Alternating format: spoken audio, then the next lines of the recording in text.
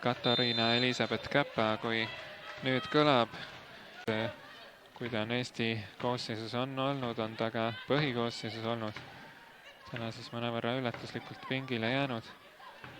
Vaatame nüüd Tammik otsib liini tagant, Kubassova läheb jooksu peale ja Kubassova kas lükkab tühja ja 6. minutil on saanud Eesti värava kätte. No ütleme, hõbepalli see värav just ei võida, aga peaasi on see, et pall on võrgus seal ja Liechtensteini omad ise natukene seal käkkisid ja nüüd Kubassova läheb pingi juurde ka, et vahetusmängijad tulla, aga vaatame, Tammik hästi tõstab sinna liini taha ja väravavaht lõi vastu kaitsjat.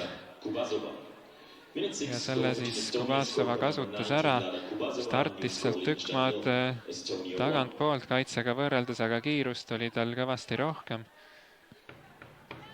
Ja muidugi väravavaht oleks võinud ju kuhugi äärepoole.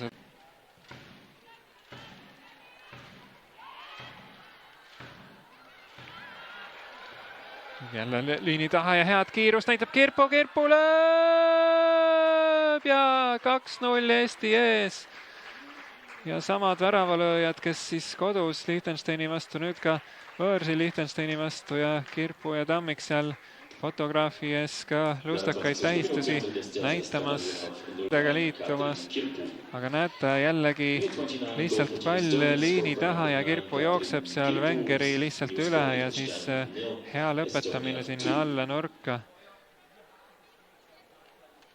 Tammikult siis sööt ja Kirpo väga rahulikult, külmavereliselt selle ära lõpetab.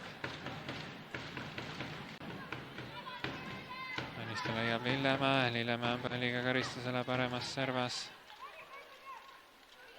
Surutakse kassi, hea pööre nüüd Tammikult ja Tammik lööb värava 50. minutil ja Eesti juhib 3-0 seda mängu.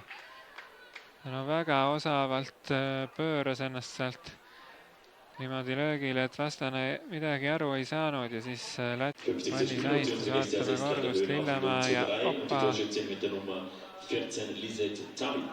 Seal ilmselt eeldas Blumenthal, et läheb seal Tammik tagasi söötma Lillemäele seina,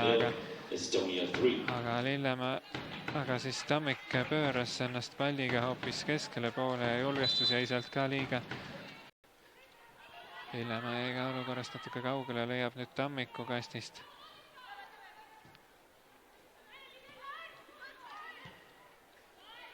Paltstander taab hästi ja tuleb löök ja tuleb värav.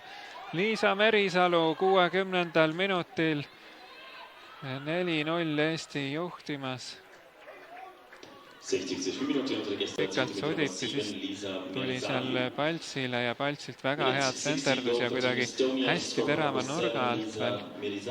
Aga kuidagi lasi Bischofberger selle palli sealt sisse lipsata posti kaudu. No selle nurga alt näeme hästi, mis siin, kuidas see löök sealt läbi läks. Kõik pealelöögid, mis on sinna värava poole läinud, on Käpa üsna hõlpsalt püüdnud. No, nüüd proovib Eesti rünnata Rannasto, Teer pakub ennast. Sinna palli ei läinud, Jotkina lööb eemalt, kahes postis käib pall ära ja Teen lööb sisse, aga on suluseisus ilmselt.